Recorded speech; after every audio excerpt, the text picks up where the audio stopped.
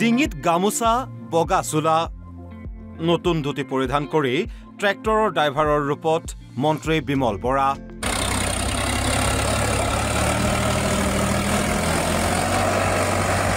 কেইবাশ পুৰুষ মহিলাৰ অংশগ্ৰহণেৰে টিংখাঙত এয়া ন ভুই ৰোৱা পৰ্বত মন্ত্ৰী বিমল বৰা কোনোবাই যদি কঠীয়া তুলিছে আন কোনোবাই আকৌ দ পথাৰত একাঠু পানীত ৰুইছে ভুই একেদিনাই 30 বিঘা মাটিত ভুই ৰুলে ৰাইজে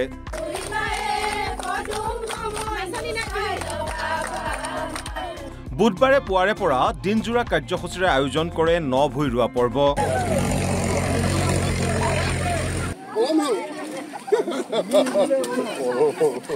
খুব ভাল লাগিছে আজি যেহেতু আমাৰ প্ৰায় 5খনমান গাঁও ৰাইজ একেলগে একত্ৰিত হৈ এনেধৰণে 30 বিঘামান মাটিত ভুই ৰোৱা হৈছে গতিকে বহুত ভাল লাগিছে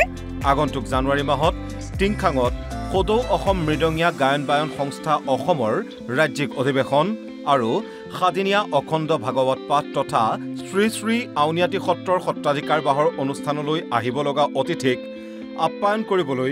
এনেদৰে কৃষি কৰ্মত নিয়োজিত হৈছে কৃষক ৰাইজ এই অনুষ্ঠানৰ আয়োজক সমিতিৰ সভাপতিৰ দায়িত্বত আছে মন্ত্ৰী বিমল বৰা এই সকল লোকক উৎসাহ যোগাবলৈ বুধবাৰে উপস্থিত থাকে মন্ত্ৰী বিমল বৰা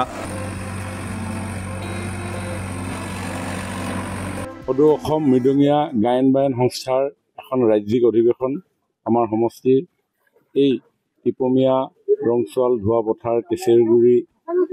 কমাৰচুক বগাদাত পানীবিল বৃহত্তৰ অঞ্চলৰ ৰাইজৰ সহযোগত জানুৱাৰী মাহত অনুষ্ঠিত হ'ব এই অনুষ্ঠানৰ প্ৰতি লক্ষ্য ৰাখি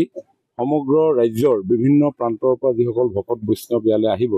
তেখেতসকলক আপ্যায়ন কৰাৰ দিহাৰে আমাৰ এই কেউখন গাঁৱৰ ৰাইজ একত্ৰিত হৈ আমি এডোখৰ মাটি ভূমি খেতিৰ বাবে প্ৰস্তুত কৰি উলিয়াইছিলোঁ যাতে তাত আমি ধান ৰুই তাৰ পৰা উৎপাদিত খাদ্যৰে তেওঁলোকক আমি শুশ্ৰূষা কৰিব পাৰোঁ আৰু তাৰে পৰিপ্ৰেক্ষিতত আজি কেইবাশ আমাৰ ৰোৱনী আমাৰ কৃষক সকলোৱে মিলি ডেকা যুৱ বন্ধু সকলোৱে মিলি আমি আজি ভুই ৰোৱাৰ কাৰ্যসূচী আমি গ্ৰহণ কৰিছোঁ অনুষ্ঠানটোৰ সফল ৰূপায়ণৰ লক্ষ্যৰে এইসকল লোকে হাঁহি স্ফূৰ্তিৰ মাজেৰে পথাৰত ৰুলে ভুই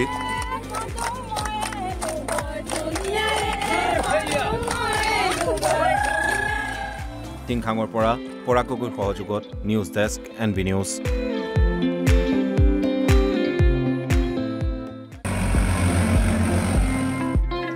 ডিঙিত গামোচা বগা চোলা নতুন ধুতি পৰিধান কৰি ট্ৰেক্টৰৰ ড্ৰাইভাৰৰ ৰূপত মন্ত্ৰী বিমল বৰা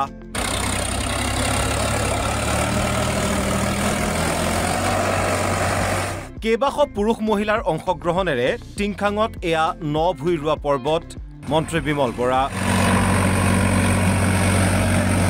কোনোবাই যদি কঠীয়া তুলিছে আন কোনোবাই আকৌ দ পথাৰত একাঠু পানীত ৰুইছে ভুই একেদিনাই 30 বিঘা মাটিত ভুই ৰুলে ৰাইজে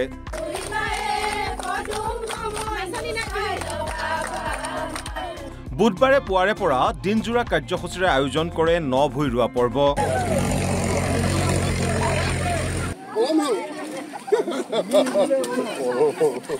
খুব ভাল লাগিছে আজি যেহেতু আমাৰ প্ৰায় 5খনমান গাঁও ৰাইজ একেলগে একত্ৰিত হৈ এনেধৰণে 30 বিঘামান মাটিত ভুই ৰোৱা হৈছে গতিকে বহুত ভাল লাগিছে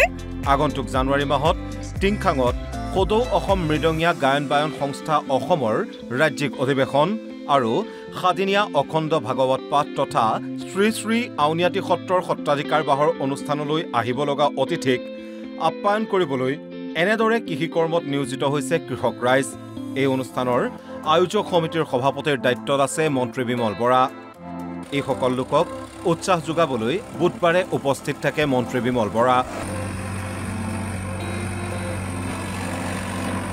সদৌ অসম মৃদঙীয়া গায়ন বায়ন সংস্থাৰ এখন ৰাজ্যিক অধিৱেশন আমাৰ সমষ্টিৰ এই টিপমীয়া ৰংচোৱাল ধোৱা পথাৰ কেচেৰগুৰি কমাৰচুক বগাদাত পানীবিল বৃহত্তৰ অঞ্চলৰ ৰাইজৰ সহযোগত জানুৱাৰী মাহত অনুষ্ঠিত হ'ব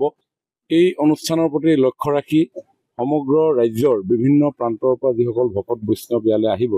তেখেতসকলক আপ্যায়ন কৰাৰ দিহাৰে আমাৰ এই কেউখন গাঁৱৰ ৰাইজ একত্ৰিত হৈ আমি এডোখৰ মাটি ভূমি খেতিৰ বাবে প্ৰস্তুত কৰি উলিয়াইছিলোঁ যাতে তাত আমি ধান ৰুই তাৰ পৰা উৎপাদিত খাদ্যৰে তেওঁলোকক আমি শুশ্ৰূষা কৰিব পাৰোঁ আৰু তাৰে পৰিপ্ৰেক্ষিতত আজি কেইবাশ আমাৰ ৰোৱনী আমাৰ কৃষক সকলোৱে মিলি ডেকা যুৱ বন্ধু সকলোৱে মিলি আমি আজি ভূঁই ৰোৱাৰ কাৰ্যসূচী আমি গ্ৰহণ কৰিছোঁ। অনুষ্ঠানটোৰ সফল ৰূপায়ণৰ লক্ষ্যৰে এইসকল লোকে হাঁহি স্ফূৰ্তিৰ মাজেৰে পথাৰত ৰুলে ভূঁই।